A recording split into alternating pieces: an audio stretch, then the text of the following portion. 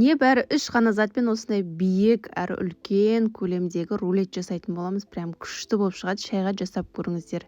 Жұмыртқаның үстіне қант салып миксерлейтін боламыз. Жұмыртқалы массамыз 3 есе ұлғаю керек. Дәл осылай аппақ масса болғаннан кейін ұнды ұнилегіштен өткізіп, 2 бөлікке бөліп саласыздар. Бірден салып жібермеңіздер. Жартысын салып араластырып аламыз. Содан соң тағы жартысын салып, бір келкі болғанша жақсылап араластырамыз. Асты жабыспайтын пергаменттің үстіне құйып, бір тегістетіп 180 градуста пісіріп аламыз. Піскен піспеген ағаш таяқшамен тексеріп алыңыздар. Ыстық күйінде тағы да үстінен пергамент бумагасын төсеп, дәл видеодағыдай орап қоясыздар. Сонда өз формасын ұстайды. Әбден суығаннан кейін ашып, арасына кез келген өзіңіздің ұнайтын кремдерді қолдана берсеңіз болады. Джем немесе крем-чиз, мен крем-чиз пайдаландым. Бір тегістетіп жағып, осылай рулетті орап, қалауыңыз бойынша әсемдейсіздер. Міне біздің өте оңай әрі шайға керемет дәмді рулетіміз дайын.